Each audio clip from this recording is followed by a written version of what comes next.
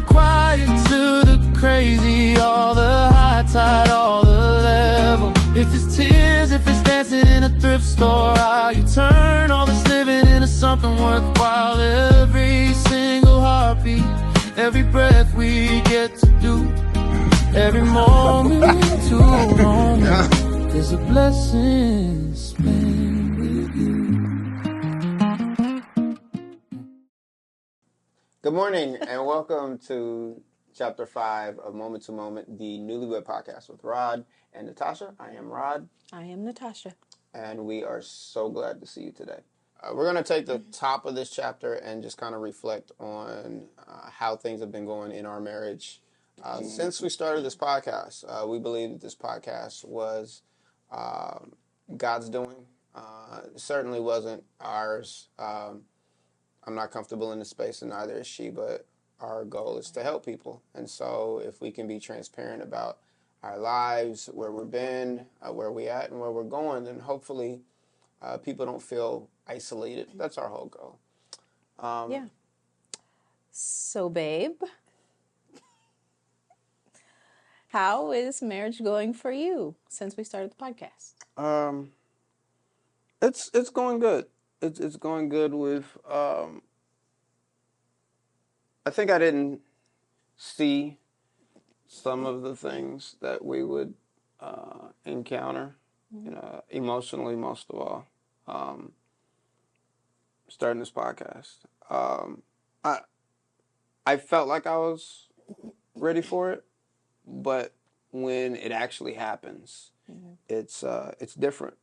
And so, like every marriage, we have our ups and downs. We have our, emotional moments. We have our hills to climb and valleys to, trudge through. But one of the things that I've learned in doing this with you so far is that our motive for doing this is to help people.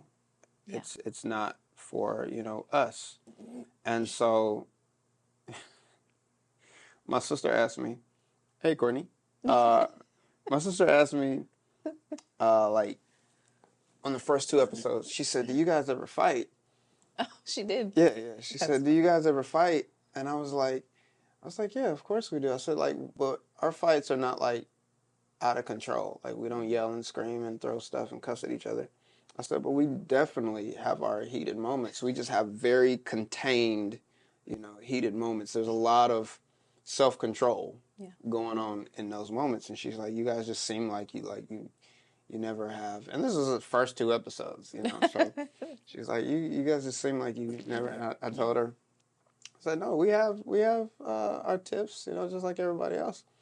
And so I told her, I said, next time we shoot, and we have a moment before shooting, I'll tell you, hey, Courtney. We had one. We had a moment. Matter of fact, we've had a couple. We have had a couple. We had tacos. Oh, yeah. We've had tacos. And what was yesterday about? Oh, that was not yesterday. What was the day before? Yeah, it was the tricky one, the friend. Oh, yeah. Okay. Yeah. Okay. We'll get into that later. Yeah. We'll get into that later. I think that'll be sometime revealed later on in the chapters because it's a prior problem. Mm-hmm. And so I've been learning to have to work with you for the sake of what it is that we believe God called us to do. Yeah. So it's a different muscle. It's one thing to be able to, it's like be with you in the same house and not talk for a second or whatever. But it's another thing to have to get it together. Yeah. To get on camera. So we can work together. Yeah, so we can work together. So I'm definitely learning or exercising a different muscle. How about yourself? Yeah. So for me, how has marriage been? Okay. So marriage has been kind of the same as, we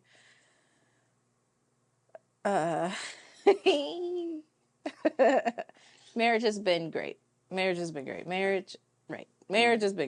We are, I feel like in our time, with everything that we have going on, that we are doing marriage well for us. Yeah. I will say that. For me, I've found that I have things. I have residue left over We all from do. prior We both do. things. Yeah. I have emotional. I have things that have been dormant Right. that have come up. Right. And just working out the chapters, I found myself processing a moment in the podcast, like as I'm speaking. Right. I've had those moments. There are some, like, I've interacted with people since the podcast and being conscious about the podcast as I'm working and relating to them people. Or I'm relating to people. Right. So our marriage, I think, I would say, is, like I said, it's pretty steady. Yeah, it's pretty steady for us. Personally, for me, the podcast is revealing parts of me that I thought I had taken care of. Yeah. Also revealing places that I'm going, you know, and is revealing parts of me that I'm like, hey, like I'm doing really I'm doing really good here. Like I'm right. You're further along. I'm further along than I thought I was, and I'm excited about that. Because you never know until you start. Until you check in. Yeah, and this podcast is requiring that we check in with ourselves and with each other. Yeah. So it's just, I don't know. I didn't know what to expect. I didn't know what to expect coming into the ministry, doing it together, working together, because you have your things, you know, and I have my things. Right.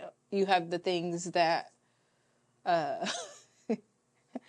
say people, you know, working together, couples working together, that can be just a struggle in itself. Yeah, right. I don't think that I could bring you into my school and work with you. Like, I don't think that I could work alongside you. You know what? In my workplace. You know what? Same. Right. Same. Because the few times that I have been to your school, you're a little different. You know, you're a little, and you're the boss. So it's, and I'm not. You know, the time that I got to work for you, you weren't bossy or anything like that. But when you haven't eaten, I'm just a task meter, and yes, if I haven't had my blood sugars, and I need food, or you got a whole bunch of things pulling at you at one time, you know, and so I don't think it would be good. That would not be that would not be joyful. I think we would come home upset. Yeah. But this has been great. Working alongside you has been great. Like, getting to know you in a different space. Agreed. Learning the things that we were dealing with, and being happy that those things aren't a part of our story anymore. It's interesting because I didn't expect to have some emotions that I'm having in regards to retelling these stories, some that involve her and some that don't involve her. I realized that a couple of chapters ago, or last chapter, we talked about the first time that the first time that she was aware, maybe, that she lied to me, and just reliving that story.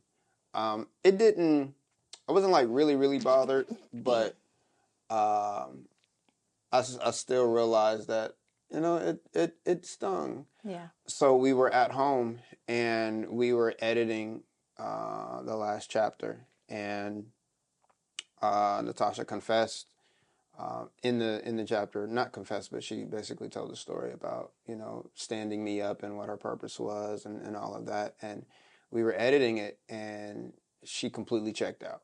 Like, you checked out. Hard. Yeah, you checked out for a moment. And we had to put it away. Yeah. Like we had like, actually, I put it away Yes. because you had kind of just folded inward, Yeah.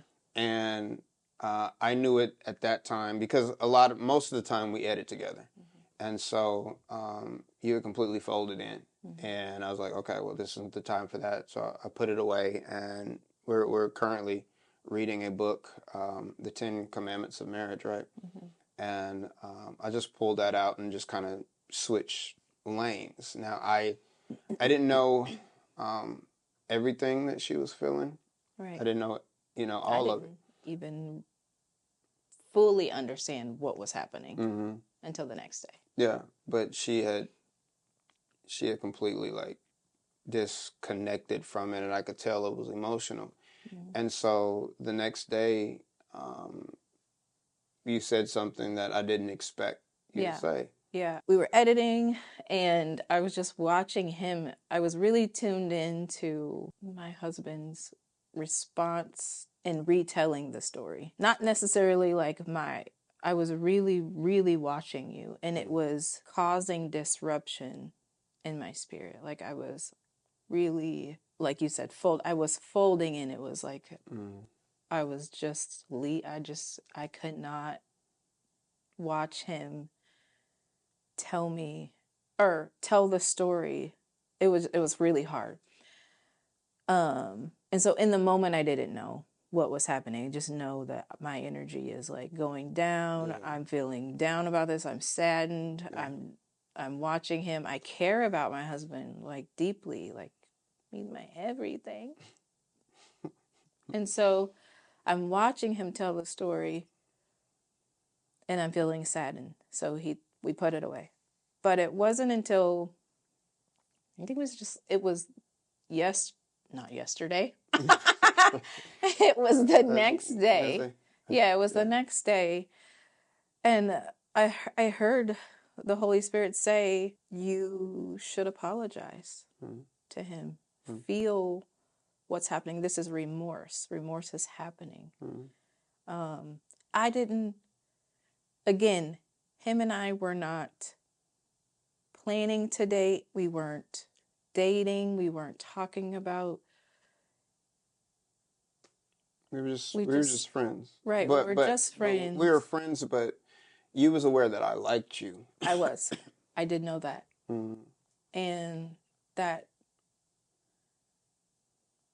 And I had hurt him. So I'm in today feeling I hurt my husband. Then feeling nothing because I was nothing. He didn't have any. Right. We didn't have anything. Right. So it didn't hit me at all. Like it just, whatever. I don't have to tell him, or I can lie about this thing and it'll never come up again. But our Father in heaven. Yeah. So that night, I told him, I said, I realized with the help of the Holy Spirit, I realized that I was feeling remorse for hurting him. Even though he didn't say, I'm hurt by your confession or by your lie then. Right. But I could see in him when he was telling the story in that chapter that he was hurt then. And it was,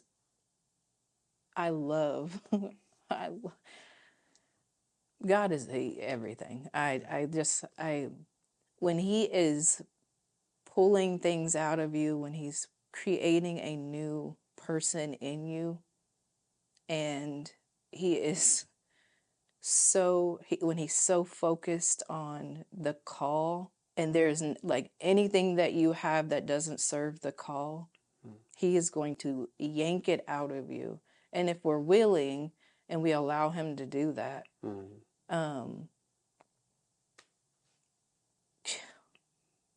I allowed him to show me my husband's hurt on camera, and I was able to take responsibility to have the remorse to apologize to you And still, even talking about it right now, it's just really shaking me up because I love you and I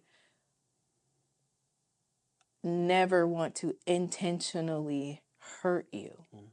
And that, in that time, that was an intentional hurt, whether I realized it or not, that it was a hurt towards you. Right. It was just selfish. Yes, it was a very selfish act to make up something for no reason at all. And it hurt you. And I could see that today. And so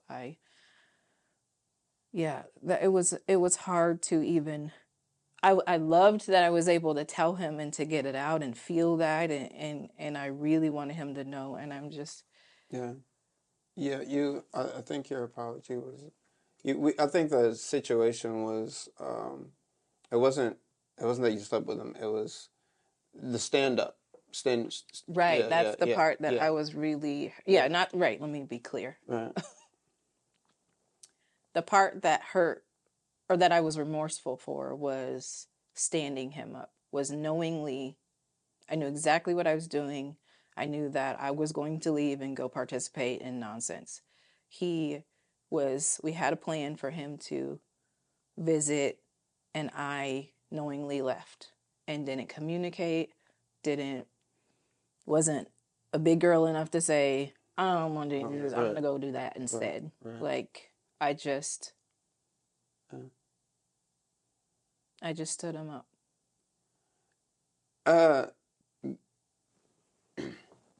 Guys, ladies do apologize. What hit me about your apology a few days ago for that is it was different.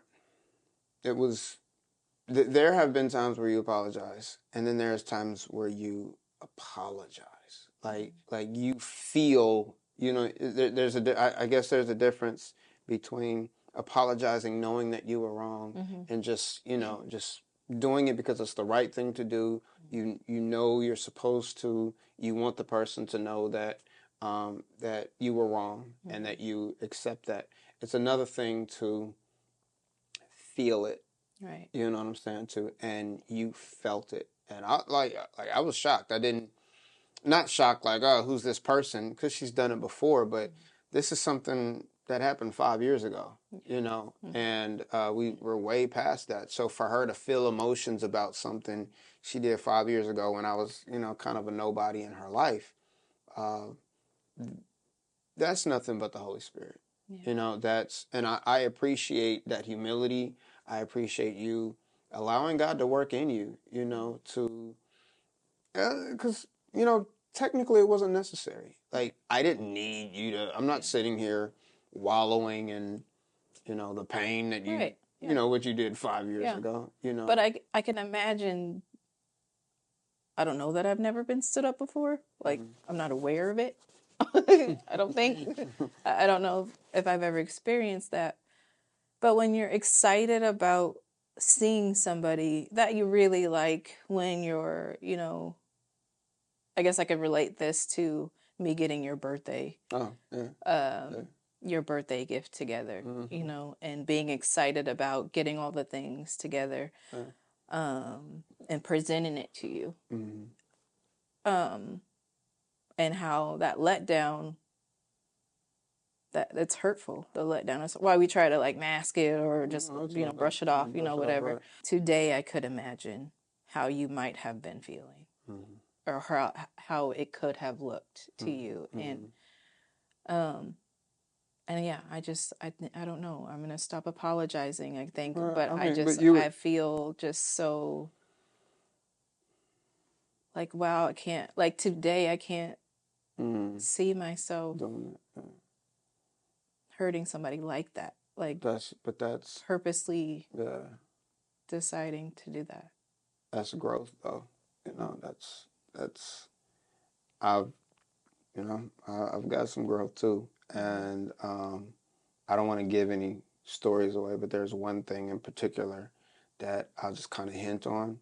I remember I was a guy with a lot of friends, female friends in particular, And I remember when I took her on as my girlfriend, when we started this relationship, letting go of my friends wasn't happening. And the problem with it is these friends, we had crossed boundaries, whether it was physically or whether we was just trading flashcards over text, and for like the longest, I didn't feel like I needed to let go of these friends. Yeah. I was like, no, these are my friends. We ain't just trading flashcards. I have genuine, I have genuine love and respect for these women. We talk about everything. And then we talk about some other things. But I remember when I came to the point that I was like, I had to put myself in your shoes. Right. And until you put yourself in somebody's shoes, until you consider what they might be feeling, you never will be sorry. Even if you don't know. Because Yeah. like you said, you were just worried. Oh, yeah. You said you were just worried Mm-hmm. about me and, Right. whatever, and the kids and things like that. So I could have just chucked it up as, well, he was worried and that's all. Right. But no. Mm-hmm. God knows our hearts better than we do, is what you said. Yeah. Right? Yeah. And so somewhere in your heart, Mm-hmm. you needed that healed. Mm-hmm.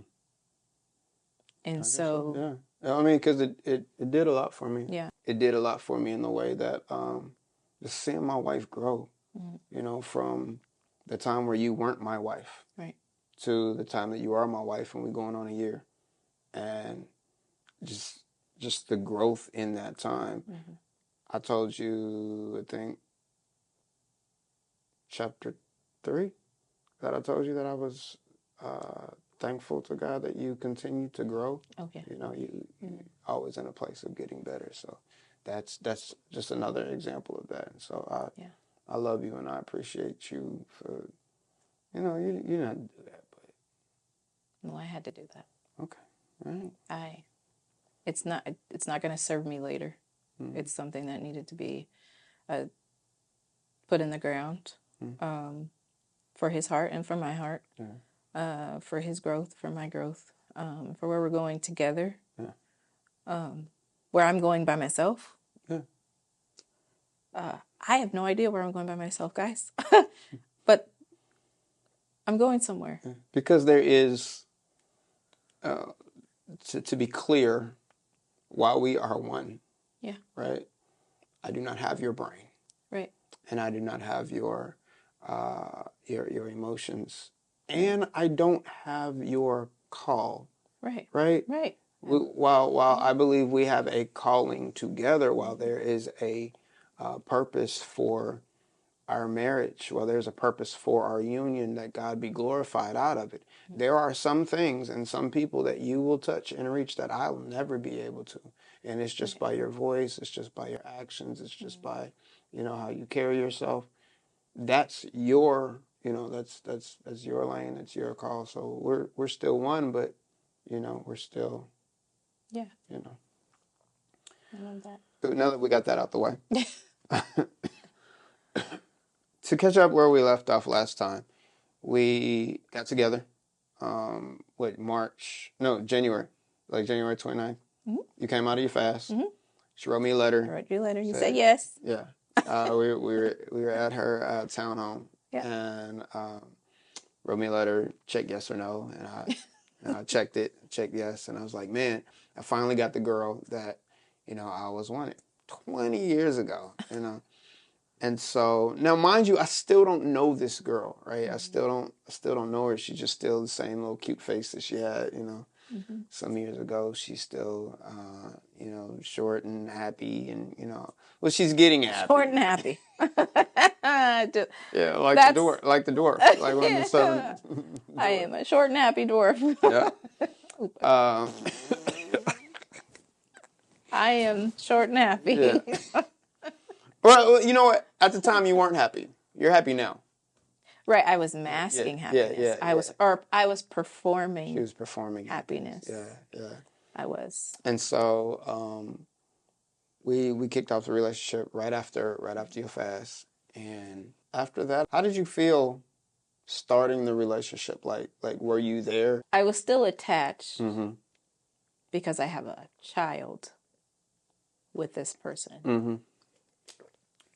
What needed to happen is I needed to figure out how to have a child with this person without attachment. When you said yes to my ask, I didn't have that wisdom.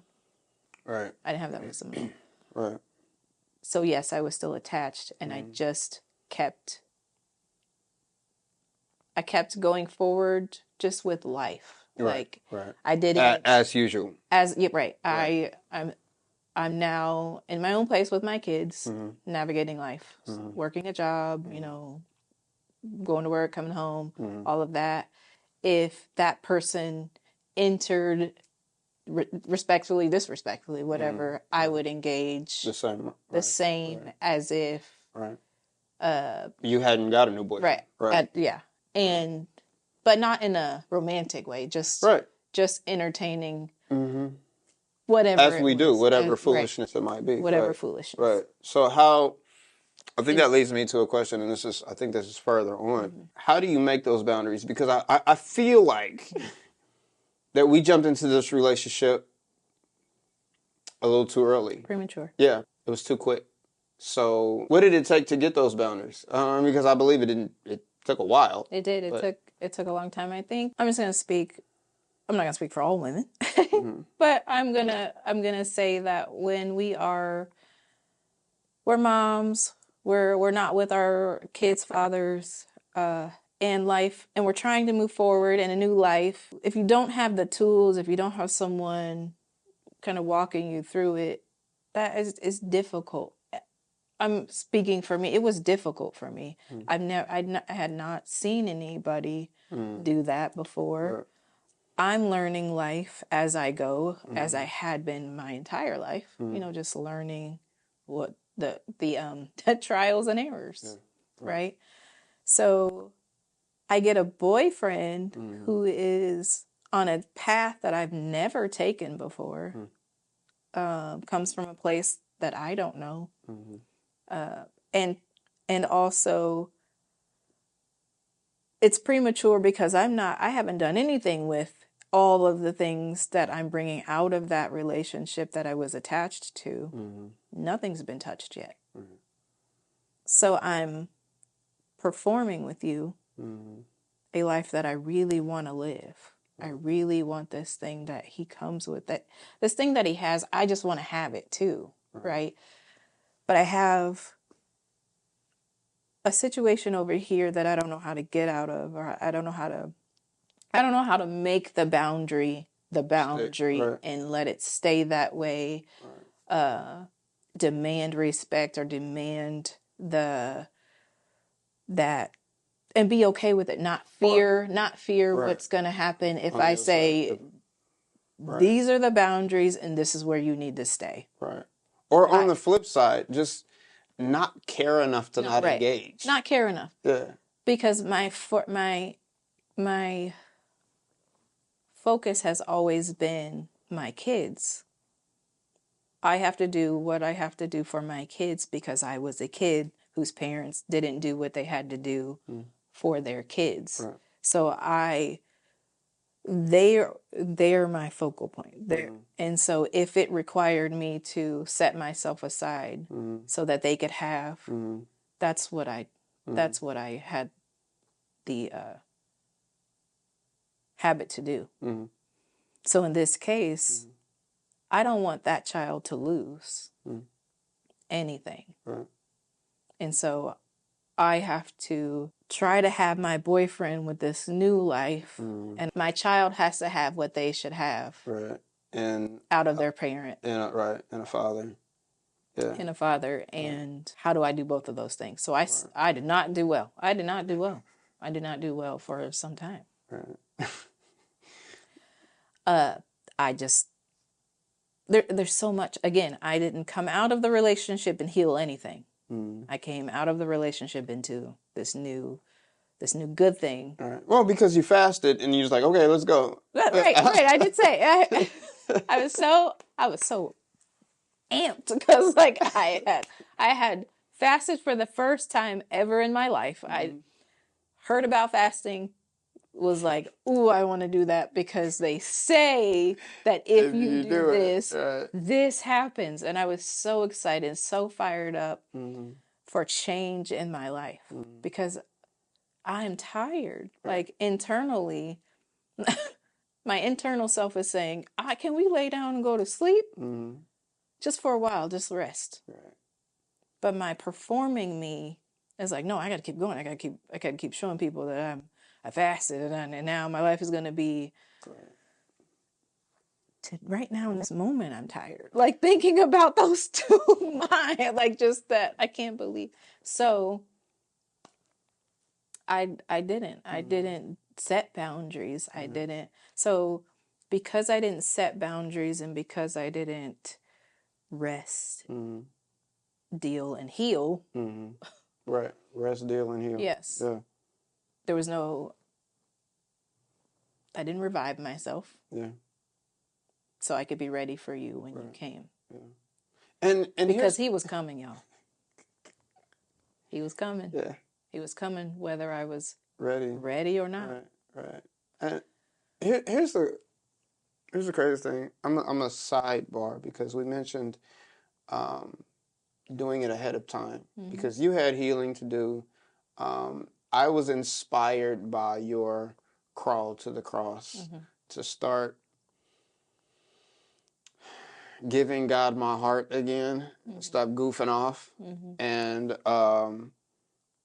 but I was still taking my time, you know what I'm saying? And I remember talking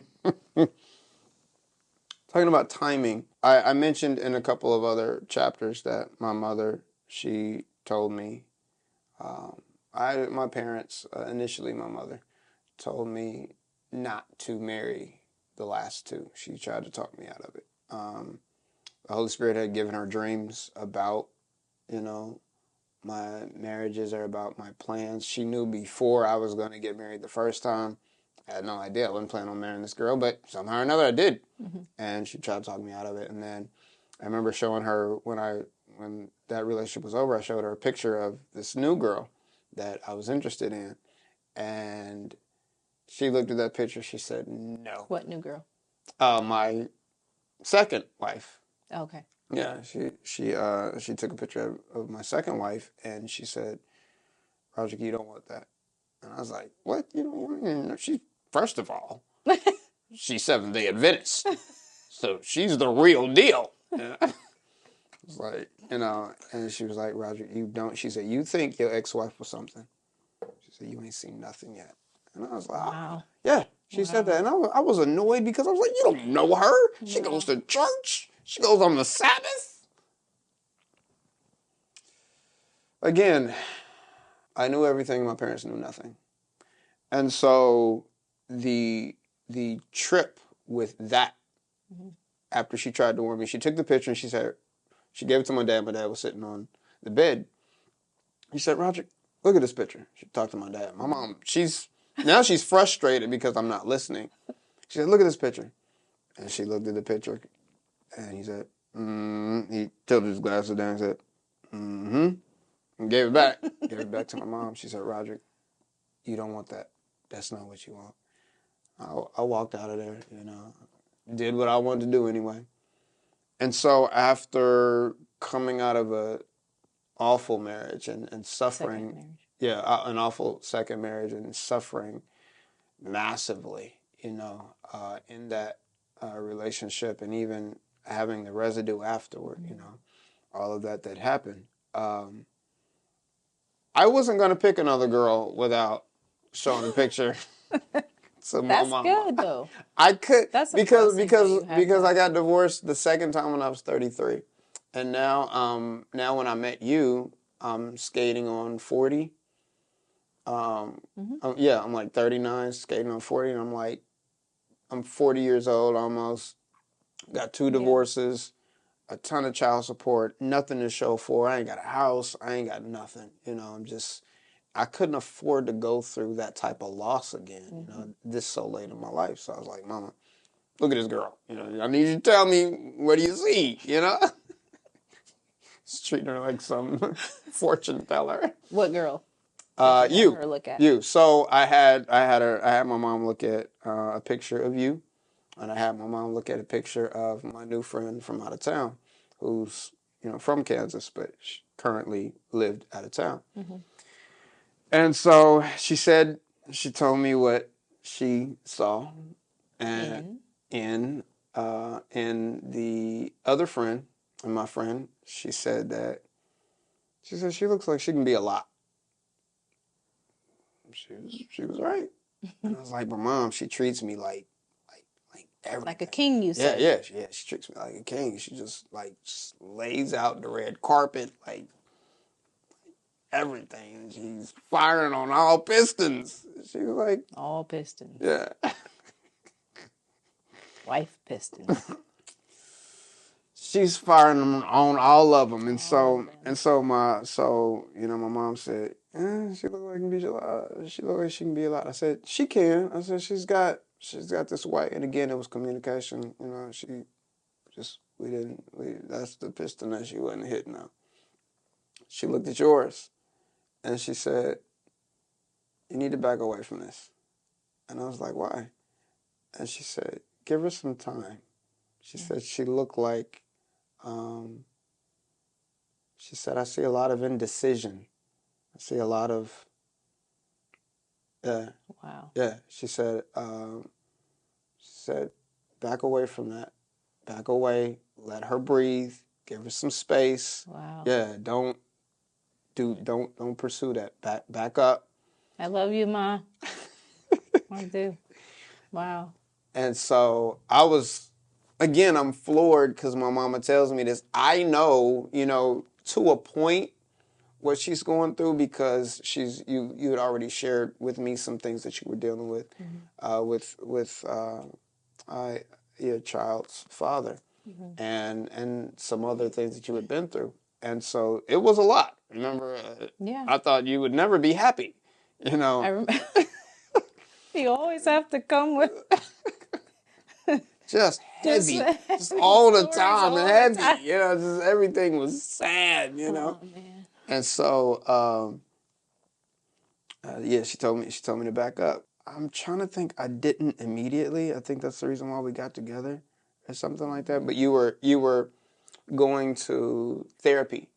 You were in therapy, and I looked at that as a big thing. I had just started, I think, in October of the prior year. Mm-hmm. And so I had a couple of sessions prior to us. Prior to me writing your letter and saying, will you go with me, yes or no? Right. Prior to that, I had a couple of sessions already. My therapist, she was very direct, making me understand that my actions or my feelings, valid, but she would make me responsible for my ways of thinking and things like that. And so I really took her serious. I really did. And I would tell her things about, what was happening, with my friend here. I remember saying in the session, I just really, why can't I have a guy like that? Why do I always have to have, all of that? And she would just say, is that what you want? If that's what you want, then you gotta fix this. And so when you told me, I remember that day where I was sitting and everything, when you said your mom looked at my picture and said all of that, I cried. And I cried not because it hurt my feelings, but because she saw me and she doesn't know me. She saw a picture of me. And people just didn't tell me those things. People didn't say, Natasha, okay, stop pretending already. Right. You're heavy. Right. You need, You know, your life is this. We know we can see what's going on. Let's walk this thing out. Let's figure this thing out. I'm learning life by myself. I'm learning life wasting time, picking things up, dropping them, tripping over myself, sabotaging myself, just not having the tools. And the fast, I was so excited about that fast because I felt like I would be able to, like when I came out, I'm going to be able to see. And I committed so hard to it. I did everything. I did every single thing that I wrote down that I was going to do. And so coming out that day, that day it was over. He said, I got me a man now. So I just finished the day it was over. 21-day fast. I'm like, I'm renewed. God said He's going to accelerate but I felt revived. I felt ready. Gosh, we just, oh my gosh. I just didn't let it marinate, y'all. Yeah. I didn't let it marinate. I didn't continue on my momentum. Right. I didn't continue the momentum. I halted at that 21st day. Yeah. And I said, okay, now I can do life by myself. Yeah. Right? Yeah, now I did this. I revived a bit, and now I'm going into this relationship, this new relationship without dealing with any of that. It's in the trash. I am looking right here. I'm looking at my man. He's handsome. He's good. He's got all this stuff that comes with him. I'm excited about that. I want it. I got kids over here with dads. I got trauma. I got dirt. I got all the things. But so what? My man is right here. I was looking at the fast for 21 days. And I got the blood on me for 21 from this fast. So that's just where it was. There was no. So there wasn't okay, I got this relationship. Let me put these boundaries in place. Let me move forward with this guy. Let me start a new life and heal alongside this new relationship. None of that. I just continued to sabotage all things concerning good relationship. Yeah. We do that, you know? Yeah. People do that. People do that. I had fear of the unknown. I don't so much have it now. I know what to do with it anyway. If it comes, I know what to do with that. Then my feet would be stuck because I can't figure out how to go this way, because I don't know what's up there. I don't know what this person's going to feel, say, do. If I say this thing, I was stuck. Feet in the sand. You know what I think, and this is something that you probably don't know. Okay. There was a part of me that was sad that my mom said it, you know. There was a part of me that was sad, but there was another part of me that was accepting it because I was like, okay, at least, you know, I didn't, I want to follow, you know, I want to listen this time. So when I told you that, I remember where I was when I told you that. And I was like, okay, well, she's not it. I'm going to go see the other girl tomorrow. And that's where I went. I'm like, okay, well, she's not the one. All right, I'm going in this direction with the one that seems like she can be a lot. Because she's a lot doesn't say to me, leave her alone. Right. It just says... She's got some stuff that comes with her. I'm going to have to accept or not accept or roll with it or work it out, you know, whatever. Right.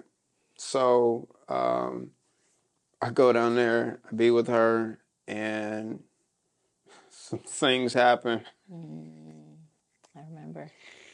Yeah, some things happen where my trust was immediately broken. And again, y'all, my biggest thing is truth. Like, just tell me the truth. And so... this is the first time I had ever been, you know, to her city. And so she lied about something.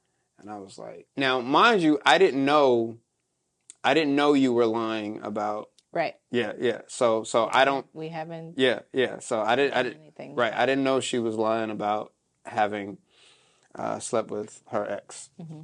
I accepted that as truth. Right. And so I didn't trust you because you were in and out. Right. Right. So there was still mistrust there. So now I'm in this other city visiting my friend, and as soon as I get down there, a lie comes open. I'm like, can anybody tell the truth? Can anybody we are grown adults. Why are we lying?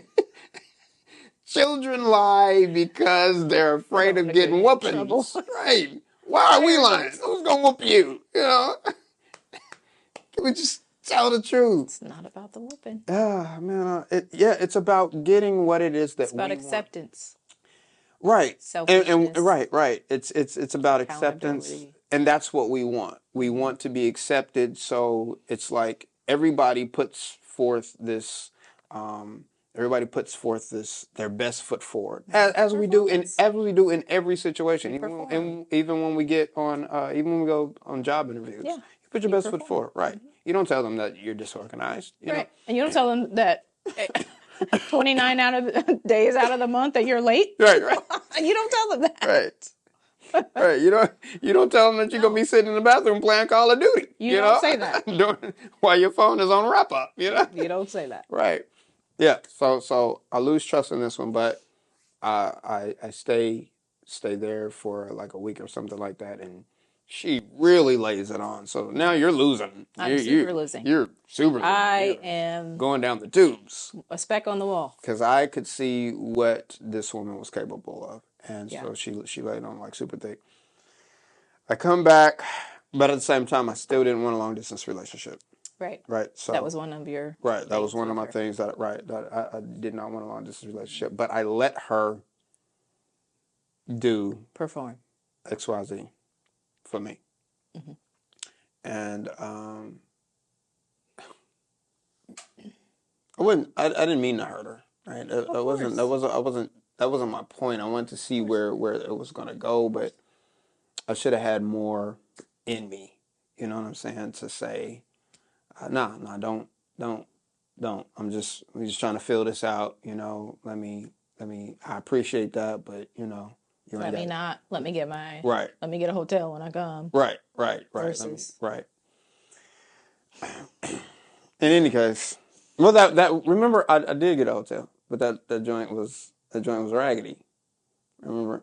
I don't remember you telling me that, but okay. I just don't remember that part. Okay, yeah. So in any case, fast forward back to me and you. We're in our relationship, and so you come back. Yeah. I'm done with my fast. Yeah, you propose, or you asked me to be with you, and we're together. Mm-hmm. We're having this relationship, and everything is going well. You know, I'm learning about your furniture business, and I'm finishing school. I'm finishing my master's at this time. I thought you were already finished. No, not the first time. No. Okay. I finished my master's in March of 22. Okay. So we're having a relationship. I go to Vegas for the first time for work. I'm booked to go 2 weeks in a row, and so. Oh yeah. But, so you were gone. Yeah. You showed. But prior to me going, mm-hmm. me and you were on the phone, and we're having a conversation. And something hit me like this super level of mistrust. Mm. I don't know what it was. We were on the phone, we were talking, and you were disengaged. Okay. There was this odd that night. Yeah. That I was. Yeah. And I don't know what you were doing, but you weren't being honest with it, and that was bothering me. So mind you, I have really listen. I have incredibly deep trauma for. Your hands in the camera. I have incredibly deep trauma for trust. Stemming from my previous marriage, stemming from my second marriage, I cannot stand being lied to. I don't trust anymore, right? So if you say something and one don't make two, you're lying. Right. You're trying to fool me, you're trying to trick me, and I don't appreciate it. And at this moment, I had I felt like I had an instinct, and because we got off the phone and I'm texting you and you're still not engaging, and I'm like, what's going on? What are you doing? And there was silence, and I got triggered. Like I just got majorly triggered. And you had given me a key to your place Yeah, already. I was a sucker. Yeah, I He was had got a new sucker. apartment. Yeah. He got a new apartment in that time of us trying this thing. And the first time she comes over, because y'all listen. You went out of town, you came back, and you got your... No, I had already got the had already- apartment. Yeah, I had already got the apartment. First time you came over. Yeah. Y'all, listen, I wasn't a sucker like I said I was, but I kind of was because I wanted this girl. So when you came over, I wanted you to know that you were it, right? I wanted you to know that. So I gave her a key, the first time she comes That's over. the first time I've ever been given a key to a man's apartment. I wanted you to know, right? It's usually the man that they needed to come stay in my apartment. So I was giving out the keys. That's horrible. No, I had my own. He had his I own. knew how to get my own. Look at Jesus. So, I gave you a key, and fast forward, we're now 3 months in, and we on the phone, and something ain't hitting right. Something is off. Yeah. And I to this day, I still don't know what it was. But it just did not feel good. So what was happening? I was never clinically diagnosed with depression. I know that I had anxiety, deep anxiety. That I was diagnosed. My therapist, we went over that. We medicated whatever here and there for that. That I would have bouts of true fold-ins, turned all the way and just upset about what's happening, upset about where I am, and so I would just isolate. And I don't know if you remember me, I had a discussion with our pastor's wife one time, and I told her that she said, what do you do when you feel, when you're starting to feel all of those emotions and everything? I said, isolate. I isolate because I don't trust people. I can't tell my story. Right. I feel I'm embarrassed, or whatever the case is. I isolate so I can just have my moment, and then get up the next day or get up the next moment and be fine. That was a day that lights was out, the TV was on, the lights were out. I'm under my blankets. I came home from work, threw dinner on the table for the kids. I don't know, probably Wendy's.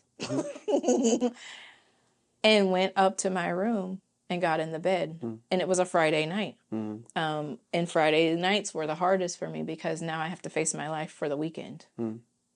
I can't just work through. I can't get up and go to work, take the kids to school. You can't be busy. No. Yeah. I have to actually sit in it. Right. And I have to actually be strong enough to not engage, strong enough to not participate, strong enough to just do mom and be okay. Engage and participate in. Sorry. With the person that I was attached to. I had to be strong over the weekend. I had to take care of myself over the weekend. Right. And just this Friday, I didn't have it. Right. I was in bed. I was folded in and scared, I guess, of having to get up and do it. And so get up and live it. Having to get up and live it and not be able to work through it. Right.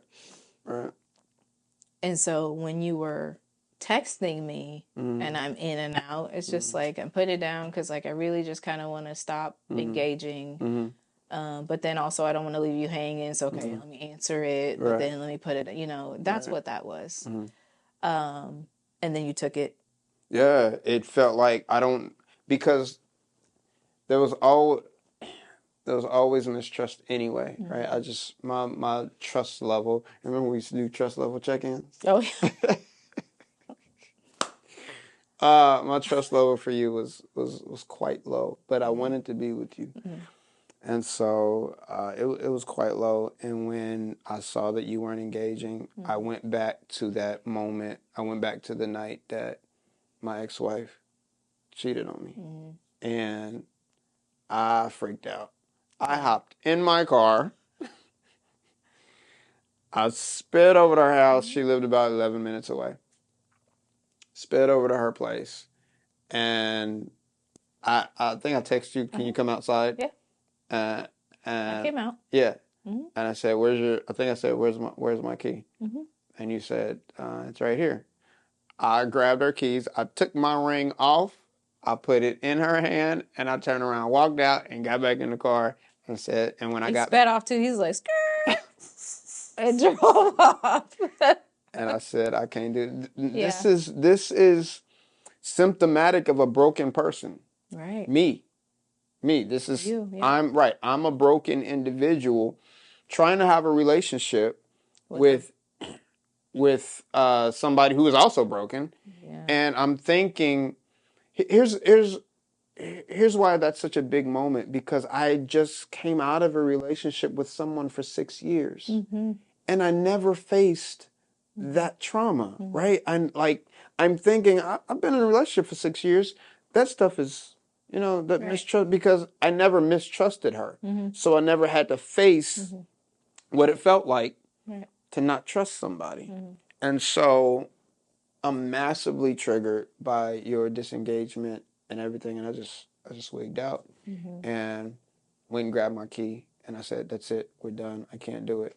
I don't remember what your response was, but I ultimately broke up with her. With you. Yeah, I'm talking to them. Oh. I ultimately broke up with her that day. So we were together in the next morning. You did. Was it the next morning? Yes, because I remember where I was when you called, and because remember it's the weekend, and I have to find things to keep myself from worrying about, thinking about what if, going over there and seeing, just I have to keep my. Going over to my place? No. Oh, going to his place? Yes. Oh. God, it was so bad. That's why I didn't trust you. Not for anything. Just to keep confrontation for whatever reason, because I would go over there and I'd pop up and there's somebody's there and I'd be mad at that. Why?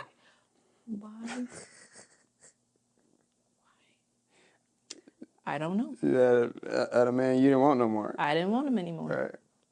Anyway, okay. So next morning, I'm trying to keep myself busy, so I'm in my kids' closets, pulling out just anything, just to try to, hey guys, you want to rearrange a room? You want to?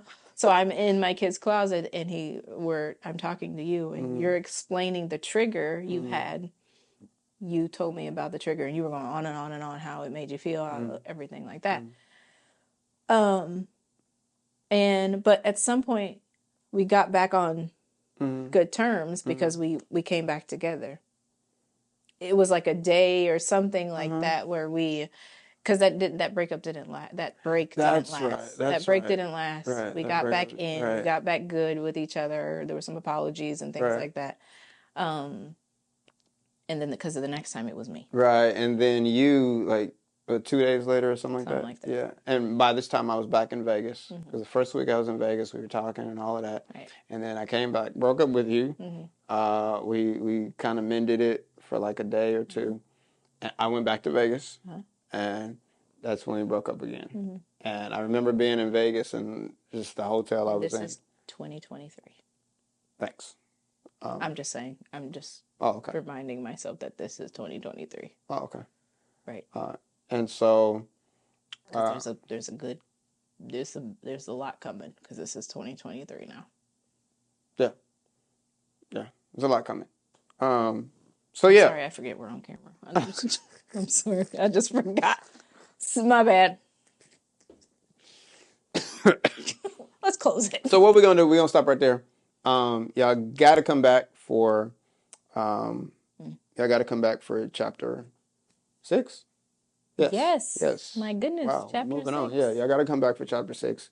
It gets meatier, but we hope that you are blessed. We hope that you're encouraged by it. We hope that you can see yourself in us. Our highs and our lows, our goods and our bads. We hope that we are humanizing ourselves enough for you to relate. And please, if there's any questions, like if you for clarity, please leave your questions in the comments if you have any. Or email us at M2M. I forgot what it was. I'm Just leave your questions in the comments. Yeah, leave your questions in the comments until I remember until he remembers what our email is. And I'll do my best to answer anything that comes through pertaining me. Yeah, absolutely. Before we go, tell me something that you are grateful for in me as your husband. I am grateful for your love for God. Because you have a bucket of wisdom. And I get to benefit of that, because, I don't know. It's just, I'm grateful for your love for God, because I don't know what I would do if you didn't have it. I think that you're the reason why, I am even just this far along, that daily commitment to who God is and what his purpose is in creating you and anybody, and the purpose of life. I appreciate that in you. Thank you. And so I want to ask you the same question. What are you grateful for? What are you grateful for? Okay. What are you grateful for? I'm sorry. What are you grateful for in me? I am grateful that you are a strong woman that knows how to follow. A strong woman that desires to follow, starters, right? You're learning how to follow. So to say knows how to follow is different. But you're a strong woman. You're independent, self-sufficient. You get your own things. You do your own stuff. You provide for your children. You've done that, right, all your life. And then comes this man who's torn around the edges, torn on the inside, torn in a lot of places. And, but realizes that I can't do it without God. Like, I really can't. And so you allow me to lead, you submit, you know what I'm saying? And that's not easy for a strong woman. That's not easy for one who has always cared for herself, one who is in some situations felt like she was the leader in your home when you had you and someone else in there. But you finding a place to rest and allow me to do my job, that's invaluable. That's priceless, and I love you for it. You make me smile. Yeah. Love you too. Right. We're gonna stop being mushy, and we're gonna end this chapter. Please come back for chapter 6. We look forward to seeing you. Until then, peace. There's a blessing